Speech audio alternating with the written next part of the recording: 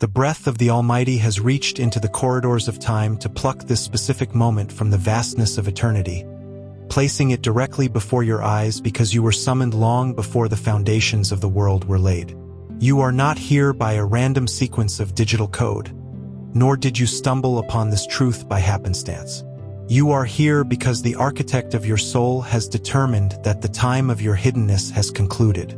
There is a frequency in your spirit that only a specific calling can satisfy, a frequency that has been ringing in the quiet hours of your night, signaling that you are not merely a participant in life, but a designated carrier of a divine blueprint.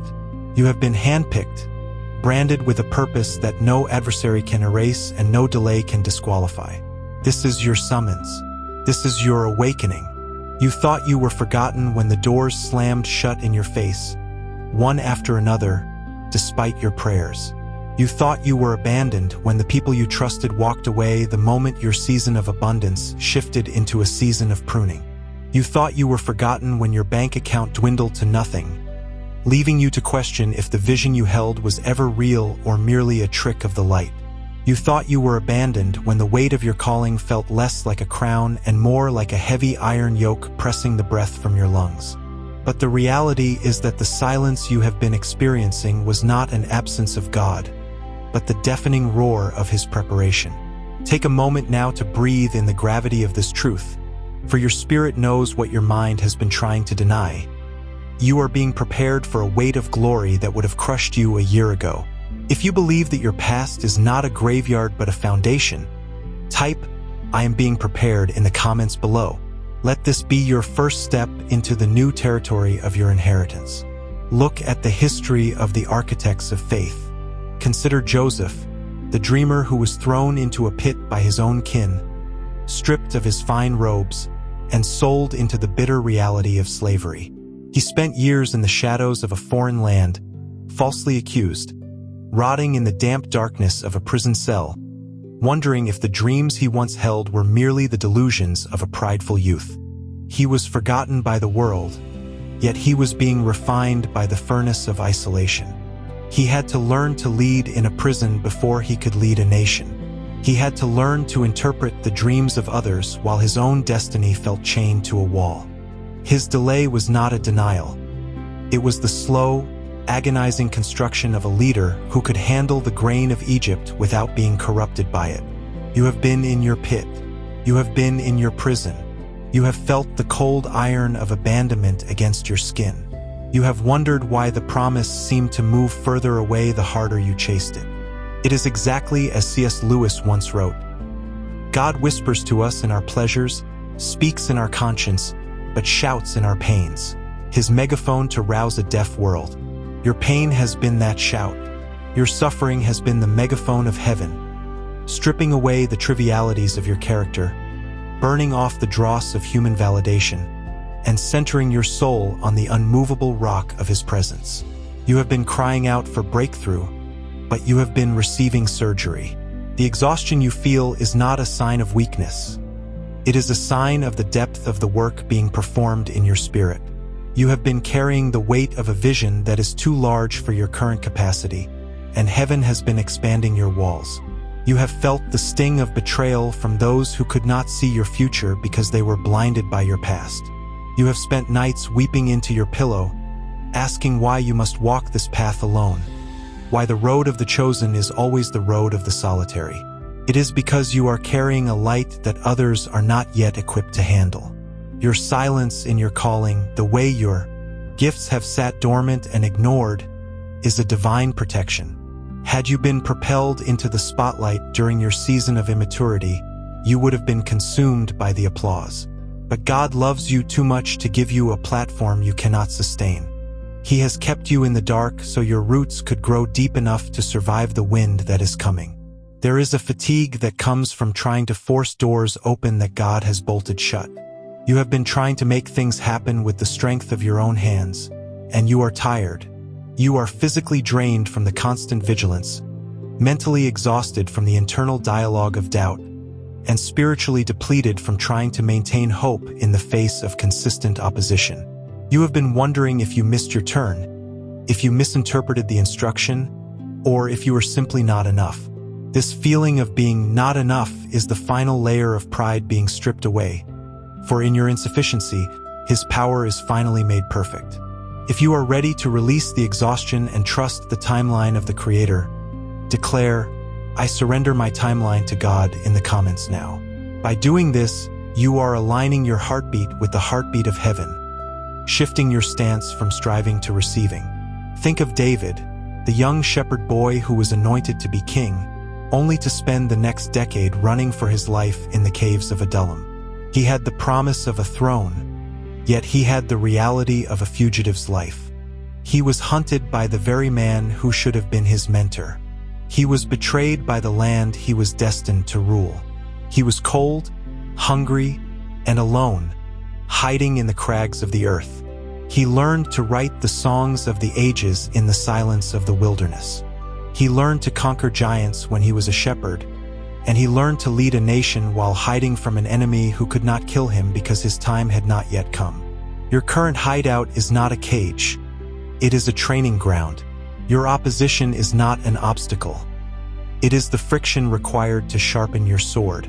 Every person who has walked away from you, every opportunity that was retracted, every bridge that was burned, these were acts of divine surgery. They were cutting away the attachments that would have slowed your pace when the season of acceleration finally arrives. Hagar in the desert, abandoned with her child, facing the absolute end of her resources, did not realize that the well was right there beside her, covered by the veil of her own despair. She was focused on the tragedy of the situation rather than the presence of the God who sees. You are in that desert. You are looking at the dry ground, the empty cup, and the looming horizon, thinking that this is your end. But the eye of the Almighty has been upon you every second of your journey. He has been tracking your steps, measuring your tears, and calculating the exact moment your breakthrough will have the most impact on the world around you. You are in a season of divine preparation where your character is being etched in stone, where your loyalty is being tested against the reality of your suffering, and where your reliance on man is being completely eradicated so that your reliance on the divine is absolute. C.S. Lewis also observed that hardships often prepare ordinary people for an extraordinary destiny. You have been viewing your hardships as indicators of failure, but they are the indicators of your election. You are not an ordinary person. You are a chosen vessel of a specific purpose. You are being refined to become a vessel that can hold the weight of an outpouring that will change the trajectory of your family, your community, and your generation. The breakthrough you seek is not merely for your comfort. It is for your assignment. If you were comfortable, you would not be diligent. If you were satisfied, you would not be hungry for the supernatural. The shift is coming. The silence is breaking. There is a season of divine acceleration approaching that will outpace every year of your delay. The things that were held back from you are being released now because you have passed the test of the wilderness. You have learned to worship in the dark, and therefore you will know how to steward the light. You have learned to trust in the silence, and therefore you will be able to hear the voice of the Creator amidst the roar of the coming success. You will experience a suddenly season where years of loss will be restored in months of harvest. It will not be through your own ingenuity or your own hustle, but through the miraculous alignment of heaven's timing with your obedience. Doors that were locked for decades will swing open at the mere mention of your name, not because of your status, but because of the mantle you have been carrying through the valley of the shadow. Do not fear the intensity of what is ahead. You have been trained in the secret places for the public sphere. You have been tested in the lack to handle the abundance. You have been tried in the fire to ensure you do not burn when the glory rests upon you. Your suffering was the preparation, your patience was the consecration, and your breakthrough is the manifestation. You are the only one with this specific purpose, this unique fingerprint of heaven, and the world is waiting for what you have been incubating in your pain. If you believe that your restoration is imminent, type "My breakthrough is here" in the comments now. Seal this word in your spirit. Understand that this is a covenantal moment. Your life is shifting gears. You are moving from the period of the pit to the period of the palace. You are moving from the season of the fugitive to the season of the ruler. Everything you have lost, the time, the reputation, the resources, the relationships, was merely an investment into the person you have become. You are a masterpiece of divine architecture, built to withstand the pressure of your destiny. You might feel as though you are still standing in the wreckage of your past, but look closer at the ruins. Within the rubble, the foundations of your new life are being laid. You have had to say goodbye to many things that were once dear to you, but these goodbyes were necessary to make room for the massive expansion that is now on the horizon. Do not grieve what has been taken, for it was only preventing you from becoming what you are now required to be. The level of authority you are about to walk in requires a level of humility that can only be forged in the furnace of disappointment. You have been stripped down so that you could be rebuilt with the strength of the heavens. Your physical exhaustion is simply the body responding to the spiritual demand placed upon your soul. Your mental fatigue is the brain processing the transition from a limited mindset to a kingdom perspective. You are being rewired. You are being upgraded. You are being positioned. There is no more room for the person you were, and the person you are becoming is someone who is capable of sustaining the harvest that is about to arrive. You have been under intense spiritual warfare precisely because the enemy knows the magnitude of what you carry. They have been trying to stop you before you start, trying to discourage you before you arrive, trying to silence you before you speak. But the fire you have been in has only tempered you, making you harder, sharper, and more resilient. Consider Nehemiah, who faced constant opposition and mockery while he tried to rebuild the walls of his city. He was told he was foolish. He was threatened by those who wanted the ruins to remain. Yet he kept a sword in one hand and a trowel in the other, never once ceasing his work. You have been like Nehemiah. You have been rebuilding your life while fighting off the arrows of doubt, discouragement, and fear. You have been working with a broken heart and weary hands, yet you have not dropped the vision. That persistence is your armor. That tenacity is your badge of honor. You are reaching the point where the walls are almost finished, where the gates are about to be hung, and the protection of your purpose is finally secured. The drought in your finances was never about your inability to manage money. It was about your inability to manage the idols of security. You were forced to lean on heaven because there was nothing left on earth to lean on. And in that leaning, you learned the language of providence. You learned that when you seek the kingdom first, everything else is added. You have been taught the secret of contentment and the power of dependency.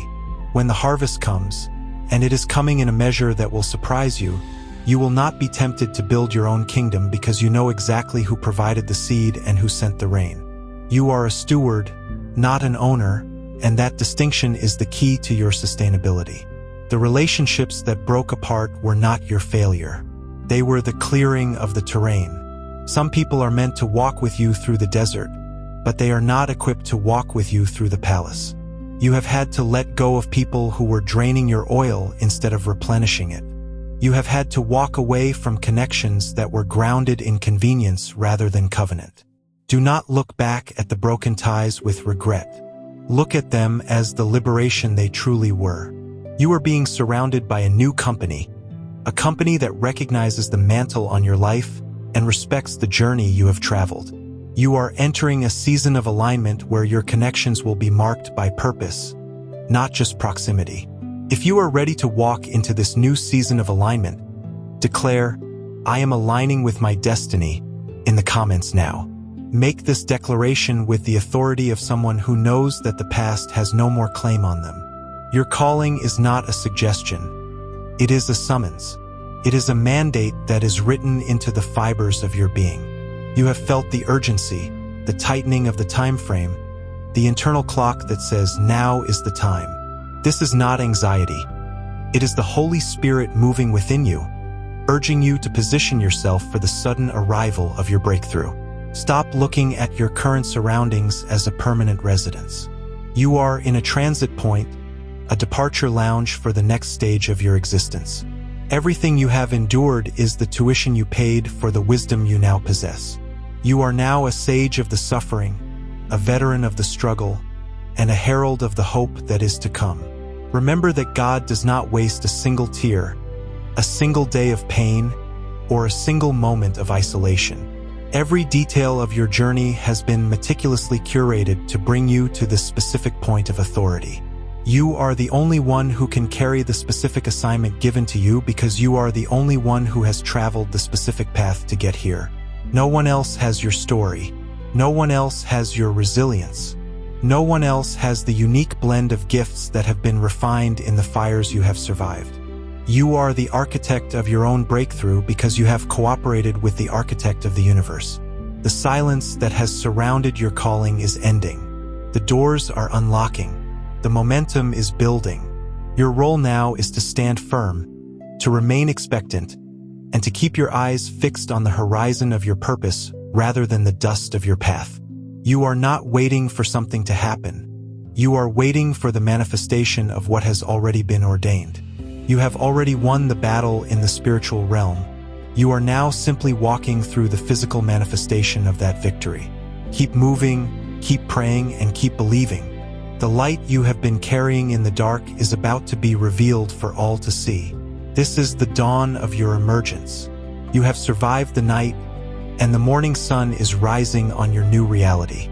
Do not be surprised by the speed of the acceleration, for heaven does not move at the pace of man. When the season changes, it changes with the force of an oncoming tide. You are ready, you are equipped, you are called, you are the chosen one, and your time of harvest has finally arrived.